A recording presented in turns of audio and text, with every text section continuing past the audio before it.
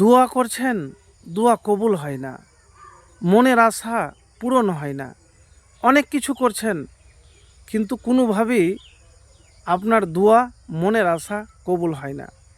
প্রিয় ভাইরা আমার, আজকে আমি একটি আমলের কথা বলবো। সে আমলটি হলো দুরুদ শরীফের আমল।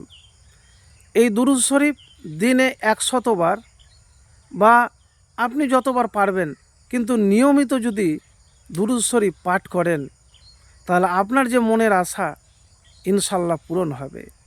কেন? রসুলুল্লাহ সাল্লাল্লাহু আলাইহি ওয়াসাল্লাম এর সাহাবী উবাই ইবনে কাব রাজিয়াল্লাহু তাআলা বলেন, একবার আল্লাহ রসুল সাল্লাল্লাহু আলাইহি সাল্লাম জিকরুল্লাহর খুব তাগিদ করলেন। আমি আরজ করলাম, ইয়া রসুলুল্লাহ, আমি আপনার প্রতি বেশি বেশি দুরুদ পাঠ করে থাকি। আমি আমার দুয়ার কত ভাগ আপনার জন্য নির্ধারণ করব। রসুলুল্লাহ সাল্লাল্লাহু আলাইহি সাল্লাম বললেন, তোমার যে পরিমাণ ইচ্ছা।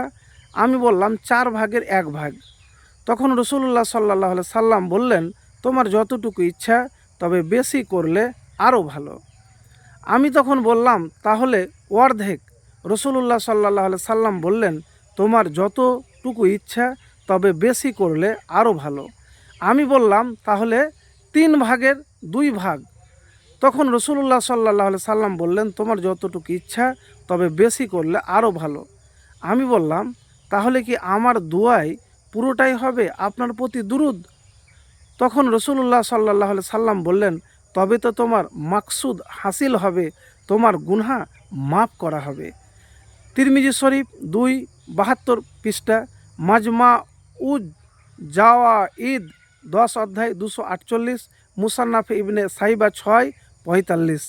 তো প্রিয় ভাইরা আমার, যদি মনের আশা আপনার পূরণ হচ্ছে না, তো আপনি দিনে রাত্রে যখনই আপনি দোয়া করবেন, বেশি বেশি করে দোয়া পাঠ করুন, দুরুদ পাঠ করুন।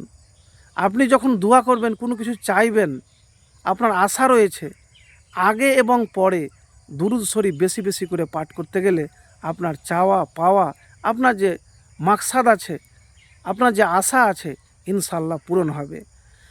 আর এক হাদিস এসেছে যে রসুলুল্লাহ সাল্লাল্লাহু আলাইহি ওয়াসাল্লাম বললেন যে আমার ওপর একবার দুরুদ পড়বে, তার ওপর 10টি রহমত নাজিল আল্লাহ রাব্বুল আলামিন করবেন।